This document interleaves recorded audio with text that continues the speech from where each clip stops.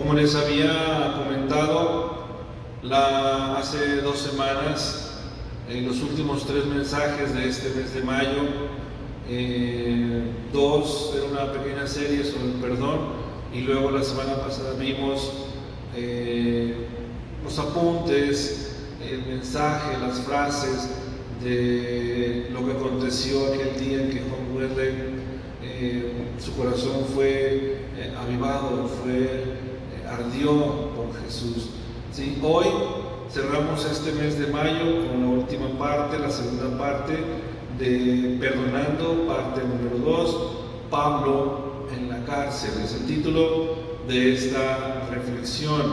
Y bueno, la semana pasada, como ya lo habíamos dicho, hablábamos acerca de la experiencia del corazón ardiente de Juan Wesley. Experiencia que nos debe inspirar a vivir una vida con un corazón que siempre esté ardiendo por la causa del reino, la causa de Dios. No hay otra causa en el mundo para el cristiano que sea más importante enarbolar que la causa del reino.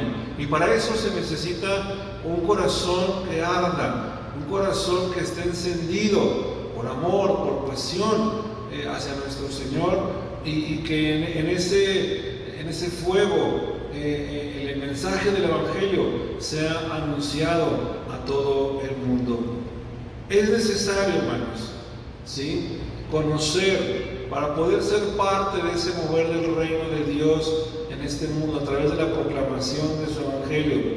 Es muy importante experimentar el amor transformador de Dios. Fue lo que le pasó a Wesley, fue lo que fue el detonante, fue el combustible que potenció ese ministerio y lo llevó no solo a transformar su vida, sino la de toda una nación, ¿sí?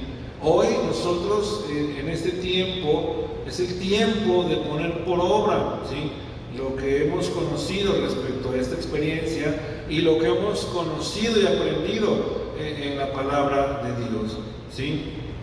Pero para que un corazón arda por Cristo, para que un corazón arda por la causa del reino, debe de ser un corazón que esté limpio, debe de ser un corazón transformado, un corazón regenerado por el poder del Espíritu Santo. Y uno de esos impedimentos que hacen que a veces el cristiano no sea parte activa del mover del reino, o su mensaje se quede a veces corto, ¿sí?, tiene que ver con aquello que está guardado en su corazón, y específicamente de forma puntual con aquellas cosas que aún no han sido olvidadas o no han sido perdonadas, ¿sí?, por ese corazón. Tenemos que conocer, ¿sí?, el amor de Dios para poder perdonar. Dios nos perdonó a nosotros por medio de su Hijo. Te perdonó a ti, me perdonó a mí, ¿sí? Y nosotros estamos llamados también a hacer lo mismo. Decíamos hace 2 semanas, la oración del Padre Nuestro habla de eso en forma desafiante: y perdona nuestras ofensas, así como también nosotros perdonamos a quienes nos ofenden. En la historia de hoy, la historia que vamos a abordar el día de hoy, vamos a ver a un personaje que, al igual que José, fue maltratado y fue humillado en diversas formas. Fue alguien que padeció como ningún otro por la causa del Evangelio. Pero casi al final de su vida, casi al final de su ministerio, enfrentó el desaire y el abandono de los hermanos en la fe. Y déjame decirte algo, no de cualquier hermano, no de cualquier personaje. Pablo fue alguien que padeció el desaire, ¿sí?, y el abandono de nada más y nada menos que de los llamados pilares apostólicos en Jerusalén, ¿sí? Y tú sabes a quién me refiero: Santiago, Pedro, Juan, aquellos hombres que habían caminado con Jesús, aquellos hombres que estuvieron al lado del Maestro, ¿sí? Hay heridas, hermanos, en el corazón que duelen más que otras, sobre todo aquellas que se originan o provienen, ¿sí?, de quien menos lo esperamos. Vamos a ver esta historia y espero que me acompañes, espero que te quedes conmigo hasta el final y que a partir de este momento, ¿sí?, el Espíritu Santo comience a hablar a tu corazón, ¿sí? Yo solamente voy a conducir esta historia, voy a narrar esta historia, pero lo que vamos a ver en cada parte de la misma, ¿sí?, es donde el Espíritu Santo te va a estar hablando. Esa ha sido mi oración, ha sido mi deseo hasta este día, ¿sí?, que al final de esta jornada, al final de esta serie de mensajes, si tú quieres breve, sencilla, ¿sí?, pueda el Espíritu Santo hacer algo en tu vida diferente y que tú lo sientas también diferente, ¿sí? Vamos a hacer un poco de historia. Ya saben cómo son estas historias de pronto, que hay que conocer un poco el trasfondo, ¿sí?, de la historia misma para poder entender el por qué se dan las cosas. Espero que no te aburra, aparte de una historia 100% bíblica. Y si tú has leído esta historia, seguramente te va a ser familiar, ¿sí? Bien, casi al final del tercer viaje misionero de Pablo, probablemente alrededor del año 56 o 57, Pablo y los que lo acompañaban en este viaje viajaban de Asia Menor a Jerusalén, ¿sí? Y lo hacían principalmente por barco. Hay que recordar algo, hermanos: la intención de que Pablo viniera de Asia Menor y bajara a Jerusalén, ¿sí?, era la de entregar una ofrenda, la de llevar unos fondos económicos a los cristianos pobres de Jerusalén, ¿sí?, aquellos que padecían hambre o estaban en una necesidad muy especial. Pablo llevaba pues una ofrenda para los pobres de Jerusalén, amén de que llevaba también un reporte, ¿sí?, de lo que había acontecido durante su ministerio y bueno, más información que Pablo traía. Pero una de las razones principales, o quizás la razón principal por la que Pablo venía a Jerusalén, ¿sí?, era la de entregar una ofrenda a los pobres de la iglesia en Jerusalén. Este detalle es de suma importancia, no lo pierdan de vista, ¿sí? En su camino, narra Lucas, Pablo y los que venían con él se detienen en Mileto. Ahí Pablo se encontró con los ancianos que están cercanos a esta ciudad de Éfeso, y ahí durante esa reunión y durante esa despedida, Pablo revela que el Espíritu Santo le había advertido, ¿sí?, de que llegando a Jerusalén iba a ser arrestado. Podemos ver pues que hay dos dimensiones o dos intenciones de Pablo de ir a Jerusalén. Una, que era llevar la ofrenda, y vamos a ver más adelante por qué lo quería hacer. Pero estaba la otra parte, la otra en la que el Espíritu Santo le había advertido a Pablo que en Jerusalén no le iba a pasar nada bien. Ahora, esas advertencias o esos anuncios del Espíritu Santo no eran para persuadir a Pablo de que dejara esta misión o de que tomara otro camino, ¿sí? Lo hacían como una especie de preparación, ¿sí?, al propio Pablo para que supiera a lo que se iba a enfrentar. Bien, vamos a arrancar del libro de los Hechos, capítulo 20. De hecho, como lo vimos con José, Génesis 37 en adelante vimos varios capítulos. Aquí lo vamos a hacer de Hechos capítulo 20, ¿sí? Versículo 22 y 24. Dice así la palabra de Dios: y ahora tengan en cuenta que voy a Jerusalén obligado por el Espíritu, sin saber lo que allí me espera. Lo único que sé es que en todas las ciudades el Espíritu Santo me asegura que me esperan prisiones y sufrimientos. Sin embargo, considero que mi vida carece de valor para mí mismo, con tal de que termine mi carrera y lleve a cabo el servicio que me ha encomendado el Señor Jesús, que es el de dar testimonio del Evangelio de la gracia de Dios. Bien, esta es palabra de Dios. Con este conocimiento limitado de su futuro, pero a la vez también con la confianza segura en la provisión de Dios y en el cuidado de su Espíritu Santo, Pablo estaba dispuesto a ir a prisión. Terminó su tercer viaje misionero, viaja a Jerusalén, ¿sí?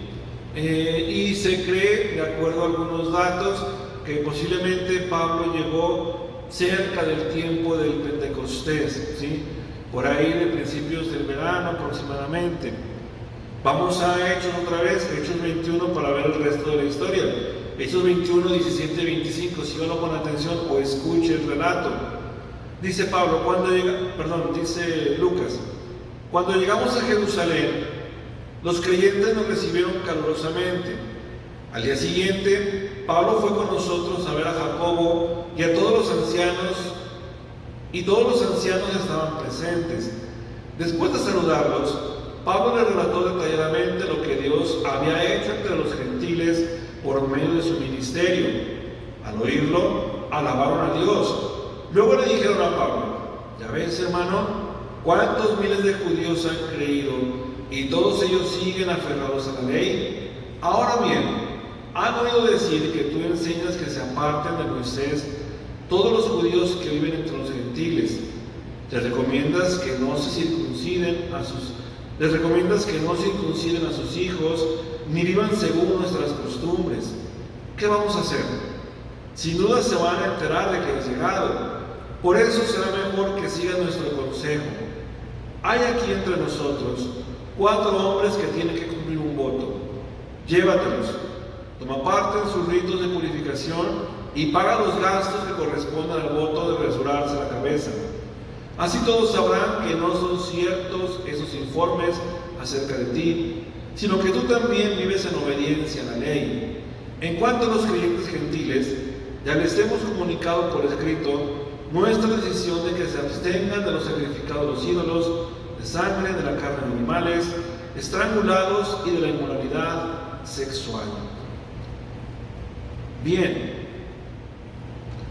aquí empieza lo interesante. Miren, dice Lucas que cuando Pablo llega a Jerusalén fue bien recibido por la iglesia. Al día siguiente de que Pablo llega a Jerusalén, inmediatamente al día siguiente Pablo se encuentra con Santiago, el hermano de Jesús, el autor de la epístola que lleva su nombre en el Nuevo Testamento.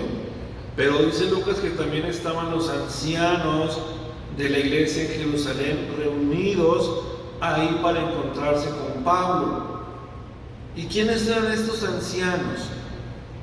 ¿Quiénes podían ostentar el título de anciano en la iglesia de Jerusalén?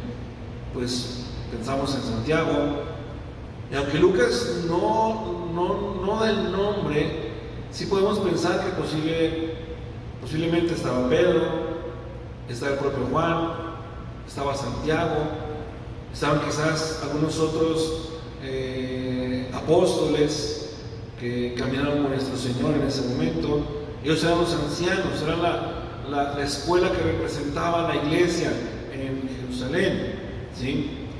Y en esa reunión, después de llegar a Jerusalén, en esa reunión es muy probable, ¿sí? O es casi seguro que Pablo lleva la ofrenda que él traía. Acuérdense que una de las intenciones de Pablo al regresar a Jerusalén era traer una ofrenda que ayudara a los pobres. Imagínense Pablo, que llega del viaje, al día siguiente se prepara, se alista, agarra sus cosas y trae su ofrenda y se reúne con estos ancianos importantes de la iglesia, ¿sí?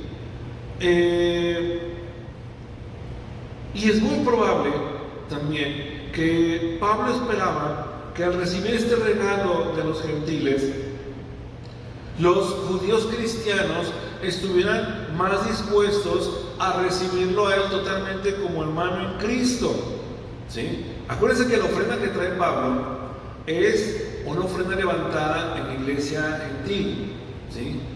Pablo viene a Jerusalén a entregarla a cristianos judíos con necesidad, ¿sí? Y Pablo quizás pensaba, bueno, esta ofrenda va a servir para ayudarlos en sus necesidades, pero también puede servir para de una vez por todas limar las perezas y quitarnos de cosas, ¿sí? Y poder tener una mejor relación unos con otros. Pero, aquí está un pero muy importante, pero el registro de Lucas en Hechos no menciona la entrega de la ofrenda para los pobres. ¿Sí se fijó en el relato? Lucas, que describe de forma magistral los detalles de un viaje en barco, por ejemplo. Lucas, que describe con claridad de detalles tantas cosas, tantas experiencias con Pablo. ¿Por qué Lucas no apunta el hecho de la ofrenda? ¿Sí? Y en cambio sí resalta, ¿sí? O al parecer le da más importancia a las preocupaciones que tenía la iglesia de Jerusalén respecto al ministerio de Pablo, ¿sí? En pocas palabras, pareciera que la ofrenda que llevó Pablo no le dieron importancia, ¿sí? Y se enfocan más después de escucharlo y dicen, bueno, pues alaban a Dios, y ya ves, Pablo, como, qué bueno que te va bien y todo. Oye, pero hay este problema, y le comienzan a decir lo que han escuchado, ¿sí? Esto indica algo, hermanos, muy importante y es muy interesante para el desarrollo de esta historia. Esto indica que la iglesia de Jerusalén, fíjense bien, la iglesia de Jerusalén no valoraba o no tomó en cuenta suficiente o no le dio el valor merecido a la ayuda que traía Pablo para la iglesia, ¿sí? En lugar de agradecer, en lugar de regocijarse en la generosidad de los gentiles y de esa forma confirmar el ministerio de Pablo, Santiago y los ancianos se van por otro lado. Santiago y los ancianos le informan a Pablo que había ciertos rumores acerca de su comportamiento, acerca de su ministerio, de cómo estaba llevando este ministerio con los gentiles, ¿sí? Y bueno, eso había traído una controversia con los judíos también, ¿sí? En pocas palabras, habían llegado rumores, ¿sí?, a estos ancianos de Jerusalén, de esta iglesia, en el sentido de que Pablo estaba incitando a que se abandonaran las leyes, a que se abandonara la tradición judía, etcétera, etcétera, ¿sí? Y los judíos cristianos de Jerusalén realmente ellos querían mantener sus mismas prácticas, ¿sí? Había un malentendido en todo esto, ¿sí? Santiago y los ancianos estaban preocupados porque los judíos cristianos locales se pudieran oponer a Pablo debido a estos rumores. Pero todo eso era falso, ¿sí? Bien, Pablo había sido desairado por la iglesia. Lo que era el motivo, o uno de los motivos principales de ir a Jerusalén, de llevar una ayuda, de llevar una ofrenda, había tomado otro rumbo muy distinto.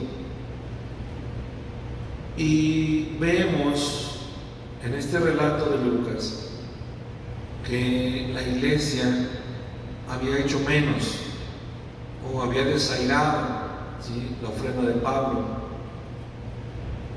¿Cuántas veces, hermano? ¿Cuántas veces no ha pasado que esperas algo de la iglesia y resulta que simplemente no pasa? Olvidos, desatenciones, desaires, de pronto por ahí acepción de personas, te sientes relegado, no te toman mucho en cuenta, entre otras muchas cosas más. Pablo venía con una ofrenda especial para aquella iglesia, pero Lucas no registra ese hecho. Al contrario, hay una especie como de reclamo de parte de Santiago, ¿sí? Se genera una controversia a causa de unos rumores que había llegado a Jerusalén, porque ni Santiago, ni Pedro, ni Juan, ni nadie de ellos había caminado con Pablo en sus viajes misioneros, como para poder decir, esto es cierto o es verdad. A ellos les llegaron los rumores, los chismes, ¿sí?, de otros que les decían que Pablo estaba haciendo mal. Y en base a esa información, ellos le hacen ver a Pablo esta situación, ¿sí? A causa de estos supuestos rumores, los llamados ancianos de Jerusalén le piden a Pablo que acompañe a 4 varones, ¿sí?, a cumplir un voto y a tomar parte de los ritos de purificación. Y todavía le dicen, y tú págalos, para que vean que no hay problema contigo, ¿sí? Hechos 21, 26, 28, miren lo que dicen. Dice, al día siguiente, Pablo se llevó a los hombres y se purificó con ellos. Luego entró en el templo para dar aviso de la fecha en que vencería el plazo de la purificación y se haría la ofrenda por cada uno de ellos. Cuando estaban a punto de cumplirse los 7 días, unos judíos de la provincia de Asia vieron a Pablo en el templo, alborotaron a toda la multitud y le echaron mano gritando, «Israelitas, ayúdenos, este es el individuo que anda por todas partes enseñando a toda la gente contra nuestro pueblo, nuestra ley y este lugar. Además, hasta ha metido a unos griegos en el templo y ha profanado este lugar santo». A causa de este alboroto, ¿sí?, que se da en el templo y donde Pablo comienza a ser maltratado físicamente, ¿sí?, Pablo es detenido, es arrestado, y en lugar de entregarlo al concilio de Jerusalén, a las autoridades de la ciudad, Pablo es llevado fuera de Jerusalén y fue llevado a la ciudad de Cesarea. Ahí se le pone en custodia de Félix, que era el gobernador de la provincia romana de Judea, ¿sí? Pablo tiene una primera audiencia contra sus acusadores y en esta audiencia él se defiende, él dice las cosas realmente como son, y entonces ahora los acusadores, todos sus argumentos comienzan a venirse abajo, ¿sí? Y pasa el tiempo, siguen dándose las cosas. Félix, hermanos, aquí aparece un personaje. Félix era el gobernador de parte de Roma en aquella región de Israel, ¿sí?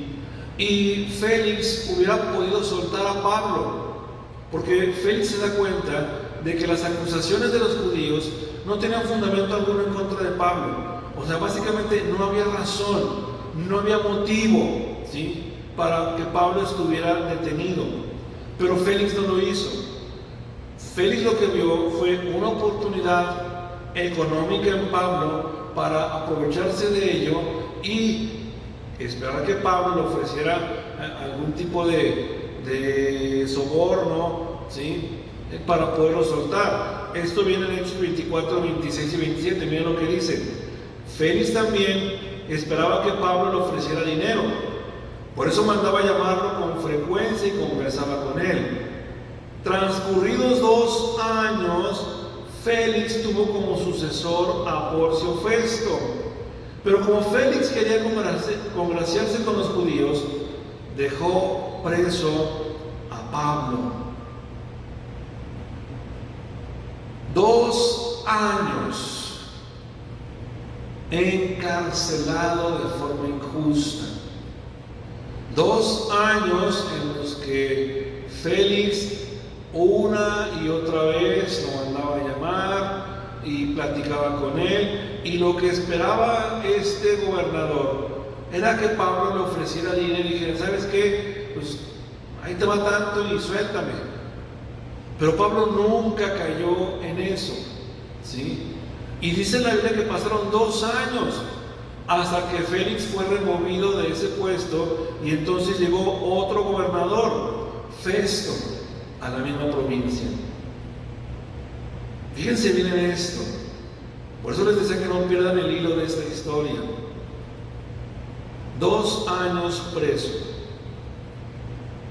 ¿Dónde estaban hasta este momento los hermanos de la iglesia? ¿Dónde están los llamados ancianos de Jerusalén? ¿Por qué Lucas no registra nada de estos hombres? De Santiago, de Pedro, de Juan. No hay registro bíblico, ¿sí? Tenemos que ser muy claros en esto. Lucas no registra nada, ¿sí?, en el tiempo en el que Pablo estuvo preso ahí en esta cárcel romana. Nadie de la iglesia de Jerusalén lo visitó, ¿sí? Y ante el peligro de que en Jerusalén Pablo no tuviera un juicio justo, sino todo lo contrario, Pablo apela a que su defensa sea ante el propio emperador, ante el César. Y esta petición, ¿sí?, es un privilegio que él tenía por ser un ciudadano romano, por tener la ciudadanía romana. Pero antes de que Pablo fuera enviado a Roma ante el emperador, todavía Pablo tuvo una oportunidad de estar frente al rey Agripa, frente al rey Agripa, frente a su hermana Berenice y frente a Festo, el gobernador de entonces, ¿sí? Y esto es lo que sucede en aquella experiencia. Hechos 24, 13 y 14, ¿sí? Y luego verso 23 y Hechos 26, 1 y 2. Dice así: pasados algunos días, el rey Agripa y Berenice llegaron a Cesarea para saludar a Festo. Como se entretuvieron allí varios días, Festo le presentó al rey el caso de Pablo. Al día siguiente, Agripa y Berenice se presentaron con gran pompa y entraron en la sala de la audiencia, acompañados por oficiales de alto rango y por las personalidades más distinguidas de la ciudad. Festo mandó que le trajeran a Pablo. Entonces Agripa le dijo a Pablo: tienes permiso para defenderte. Pablo hizo un ademán con la mano y comenzó así su defensa: Rey Agripa, para mí es un privilegio presentarme hoy ante usted para defenderme de las acusaciones de los judíos, sobre todo porque usted está bien informado de todas las tradiciones y controversias de los judíos. Por eso le ruego que me escuche con paciencia. Bien, toda la historia que hemos visto, todo esto que hemos ido conociendo como antecedentes a este momento, hermanos, aquí desemboca. Aquí en este escenario es donde desemboca todo esto. Vendría el viaje a Roma posteriormente, pero bueno, eso, como se dice comúnmente, esa es otra historia. Aquí Pablo se presenta ante Agripa, su hermana, el gobernador, dice la Biblia, y se presenta ante las máximas autoridades y oficiales de alto rango de todos los niveles sociales de aquel tiempo. Ahora, no olviden que Pablo viene de estar 2 años preso de forma injusta. No olviden que los hermanos de la iglesia de Jerusalén no se aparecieron para visitarlo. No olvidemos, ¿sí?, de que da la impresión de que se olvidaron de él, de que de forma intencionada parece que lo dejaron a su suerte. ¿Sí? Reitero una vez más, Lucas, ¿por qué digo esto? Porque Lucas no da registro alguno de alguna visita de estos hombres, de estos hermanos. Perdón. Le sumamos, los judíos lo quieren muerto. Las autoridades romanas, empezando desde Félix, solo se hacen bolas y pidiendo no hacen justicia, ¿sí? Quieren dinero, y en sí todo el entorno de Pablo es adverso. Está solo. Estuvo solo 2 años, acusado injustamente. Los judíos lo quieren muerto. Los hermanos de la iglesia se olvidaron de él, ¿sí? Y solo está ahí, en ese escenario frente al rey y las autoridades de aquel entonces. Pero entonces sucede algo extraordinario. Pablo hace una declaración increíble cuando se presenta a Agripa. Y miren, esto ya lo vimos aquí en la iglesia meses atrás, ¿sí? Pero cuando lo vemos desde este ángulo, entonces toma otra dimensión esta declaración de Pablo. Porque Pablo se presenta y dice: oh rey Agripa, para mí es un privilegio presentarme hoy ante usted. Es un privilegio. Si pudiéramos traducir esa palabra o darle otros significados, entonces podríamos decir: para mí es un privilegio, es un gusto, estoy muy contento de estar aquí, soy afortunado por estar aquí. Es lo que Pablo le está diciendo a Agripa y a aquellas personas. Hermanos y amigos, en ese momento vemos que en el corazón de Pablo no había enojo en contra de nadie. La declaración de Pablo implica algo más profundo y poderoso, y es el hecho de que Pablo había aprendido a sacar de Cristo fortaleza y ánimo cuando las cosas no fueran tan bien en su vida.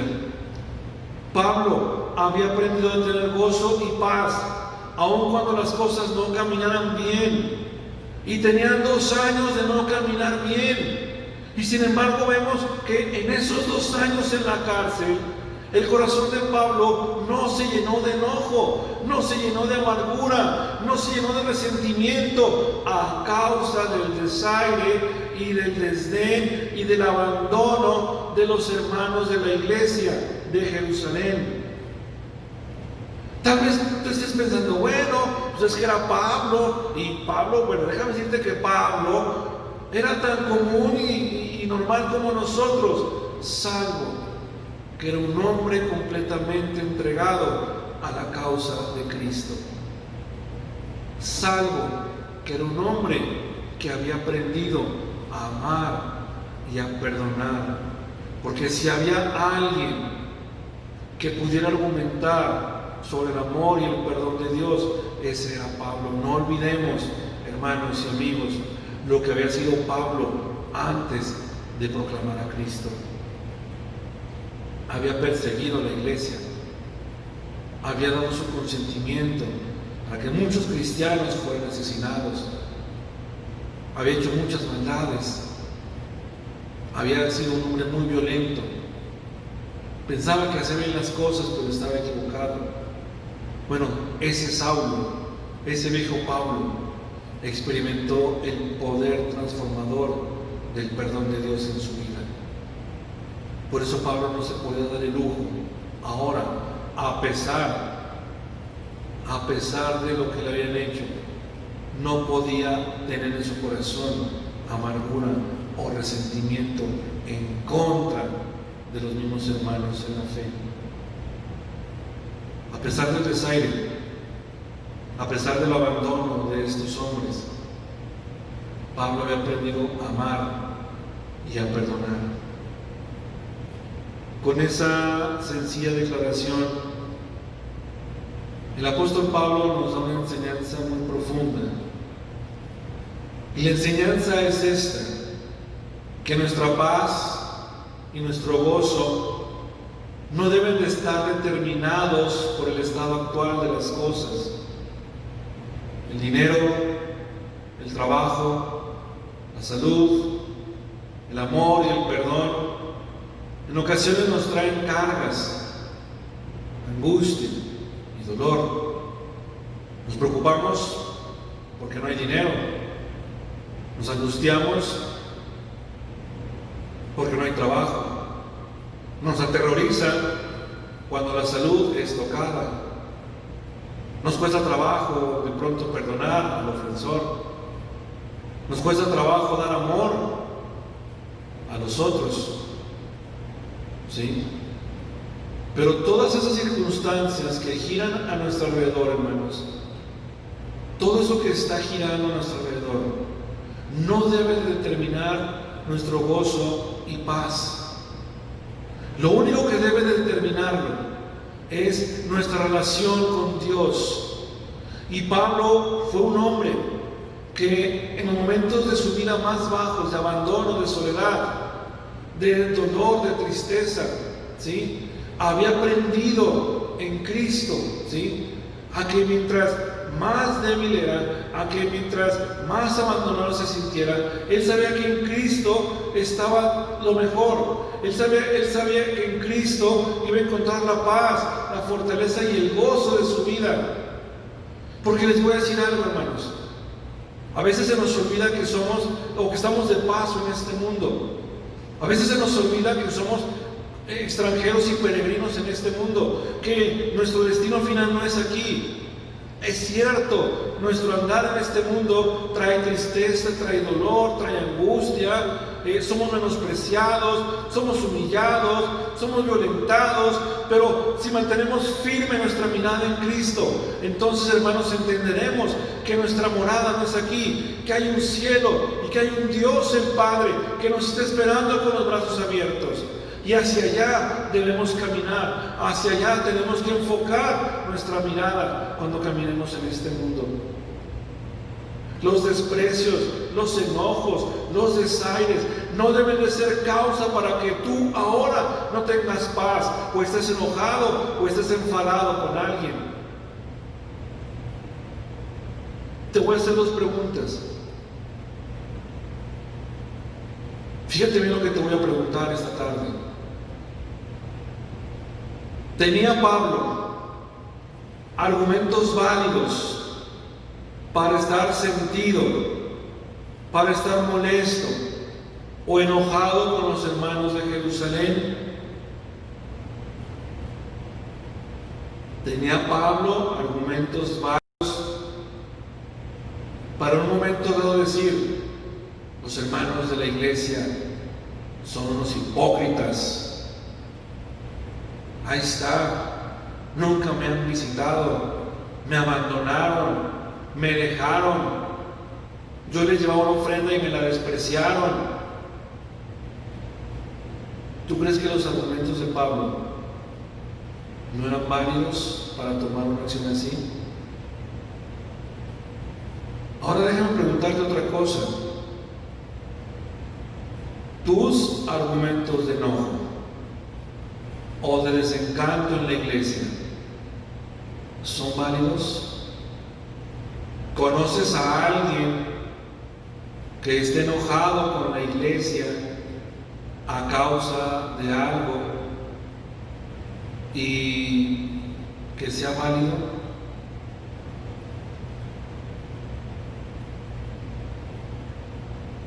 ¿Con quién estás enojado, hermano y amigo? ¿Has arreglado algo estando así?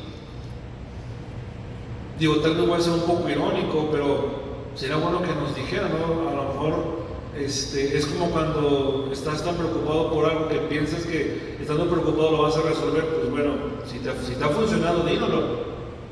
Y verás la montaña de pendientes que nos que nos ayudaría a que desaparecieran.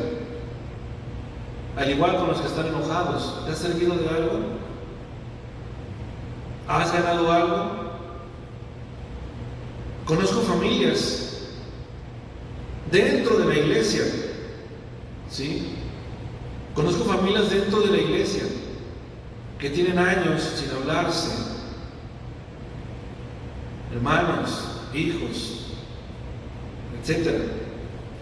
Cada uno tiene una verdad sobre su respectiva ofensa o agravio. Y yo no soy nadie para decir o juzgar si está bien o estuvo mal.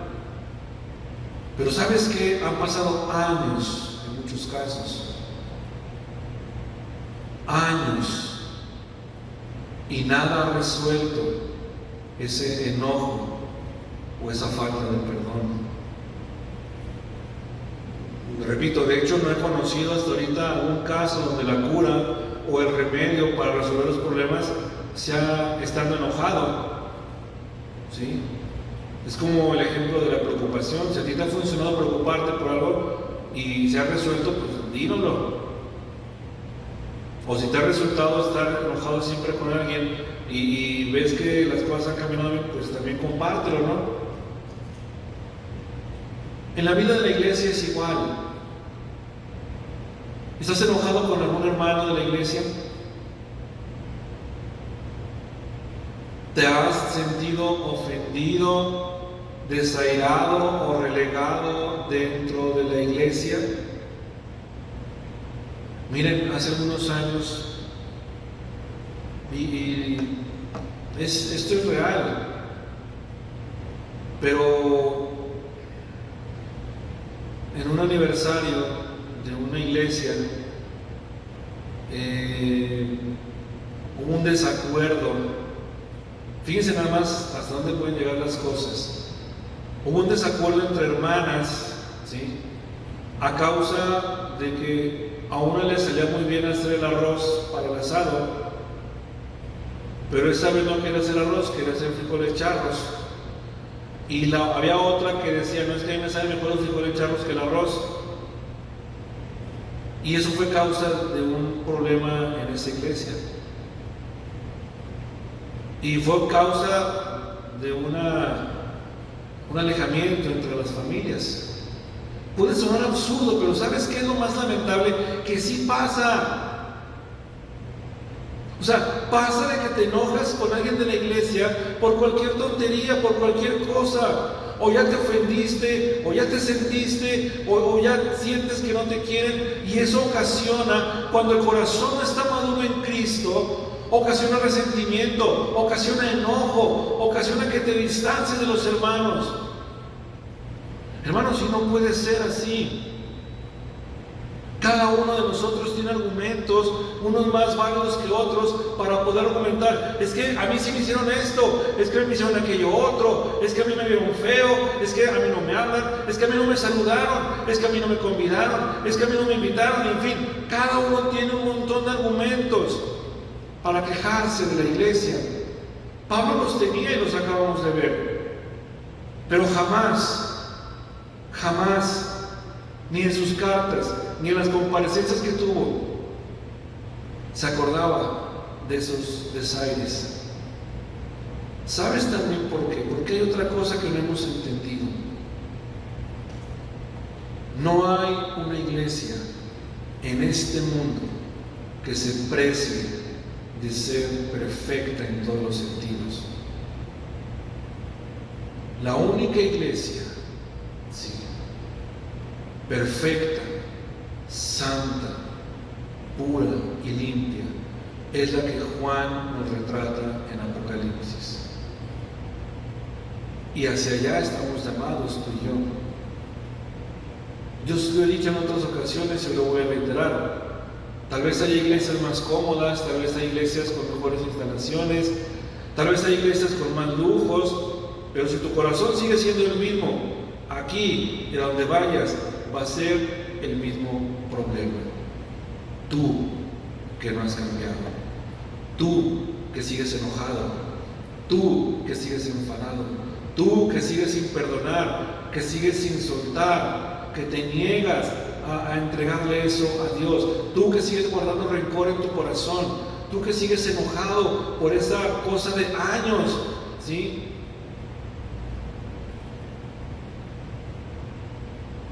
Pensemos en esto y con esto concluir. Lo dije hace 2 semanas, hoy lo reitero.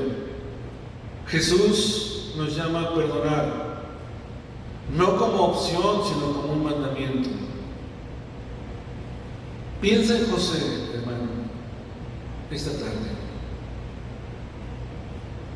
Piensa en José y en todo lo que padeció y que vimos hace 2 semanas. Piensa en Pablo. Yo nada más traje 2 botones de un montón de historias que tiene la Biblia. Pero piensa en Pablo y en su increíble historia dentro de su llamado a proclamar el mensaje del Evangelio. Todo lo que pasó, todo lo que padeció, todo lo que tuvo que soportar por amor a aquel que un día lo perdonó. Y por último, piensa en Jesús. Quiero que hagas un ejercicio en tu casa en este instante. Piensa en Jesús y míralo ahí, colgado en la cruz. Un día, un viernes, por ahí cerca de las 3 de la tarde, está un hombre colgado en una cruz, al lado de 2 malhechores, acusado injustamente, sentenciado injustamente. Está muy lastimado en la cruz, fue humillado, muy maltratado, y está derramando su sangre, su preciosísima sangre, para el perdón de nuestros pecados y la redención de nuestras vidas. Pero ahí está, solo, golpeado,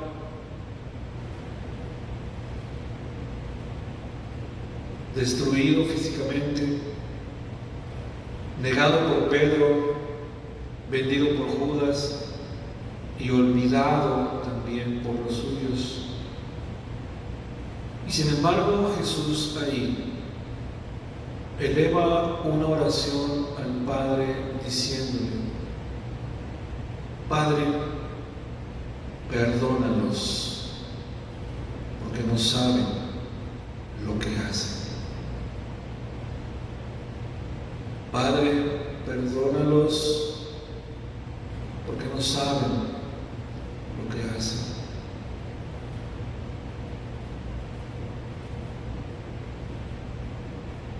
Si tú tienes a alguien a quien perdonar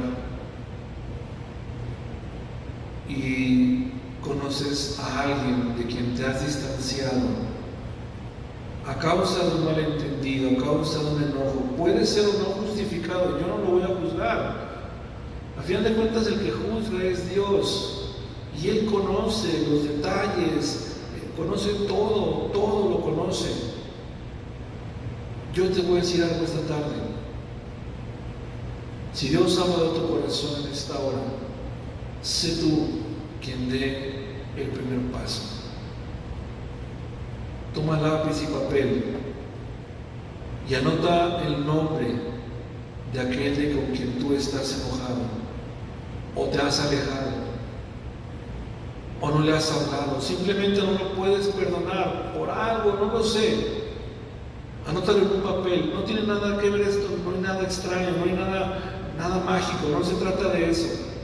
¿Sabes qué? Anótalo en un papel y pon su nombre y dile esta tarde, anota su nombre y dile: Señor, yo quiero entregarte en tus manos a mi hermano, a mi amigo, a papá, a mamá, a quien sea. Y ayúdame a que con tu Espíritu Santo yo pueda perdonar este día. No he ganado nada, diga el Señor. No he ganado nada, Señor, al estar distanciado y enojado con Él o con ella o con ellos. Hoy quiero perdonar, Señor, haciéndolo en tu nombre. Así como tú un día me perdonaste, Señor, y me lavaste con tu sangre preciosa. Señor, así también yo quiero hoy perdonar al que me ha ofendido. Ayúdame a perdonar al que me ha lastimado, al que ha herido, al que ha roto mi alma, mi espíritu. Ayúdame a perdonar al que ha traído dolor a mi vida, Señor, a mi familia. Ayúdame a perdonar esa vieja y añeja rencilla de años, ese enojo familiar de años, Señor. Hoy quiero perdonar porque quiero tener paz en mi corazón, porque quiero tener gozo en mi vida. Porque no he ganado nada, Señor, estando enojado con mis hermanos. Si tú tienes un enojo con un hermano de la iglesia, hoy es el día para que le digas: Señor, perdóname, porque he pecado contra tu iglesia. Al estar enojado con mi hermano, he estado enojado contigo y no lo he sabido. Hoy, Señor, reconozco que también me he equivocado.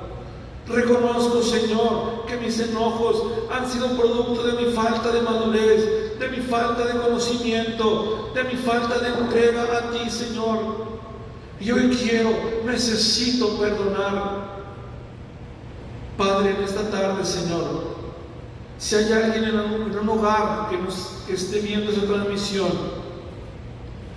y en este momento, Señor, está siendo redarguido por tu Espíritu Santo, Señor, pon tu mano de paz en ellos y consuela toda aflicción, Señor. Entra con tu mano de paz hasta el fondo de ese corazón, Señor bendito, y sana. Llévate todo lo viejo, Señor. Llévate todo agravio. Llévate todo mal recuerdo, Señor. Llévate toda ofensa. Llévate todo desaire de nuestras vidas. Llévate todo eso, Señor, que no ha servido de nada y que está contaminando mi corazón día con día. Señor, en el nombre de Jesús, yo oro esta tarde para que tu amor y tu perdón, Señor, sean ese refresco que tu iglesia necesita. Sean hoy, Señor, ese alimento, ese refresco en los corazones de tu iglesia, Señor. Que en este periodo, Padre, y que estamos alejados de tu templo, al poder regresar, lo hagamos con un corazón renovado, lo hagamos con un corazón transformado, lo hagamos en amor, lo hagamos en perdón los unos con los otros, Señor, porque ya no queremos seguir viviendo igual, ya no queremos seguir viviendo de la misma manera, Señor. Díceselo al Señor esta tarde, hermano. Dile al Señor: Señor, ya no quiero vivir de la misma manera. Hoy quiero perdonar. Hoy quiero comenzar a amar. Hoy necesito tener paz y gozo en mi vida. Señor, yo te ruego que así sea en esta hora. En el poderoso y santo nombre de Jesús te lo ruego, Señor. Que esta palabra no regrese vacía de donde ha salido, que es tu palabra, Señor. En el nombre de Jesús. En el nombre de Jesús, Señor. Amén y amén, mi Dios. Gracias, bendito Dios. Hermanos y amigos, que la bendición de Dios Todopoderoso, Padre, Hijo y Espíritu Santo, sea con todos y cada uno de ustedes. Que la paz de Dios en esta hora sea ese bálsamo de descanso en tu hogar y para tu familia. Nos vemos el próximo martes en la oración al vivo a las 9 de la noche y nos vemos en la semana en las diferentes actividades de la iglesia. Por lo pronto y por esta tarde, que Dios te bendiga, que Dios te llene de su paz, que Dios ponga en ti su rostro de amor y misericordia. Hasta entonces, Dios está con ustedes y con sus familias.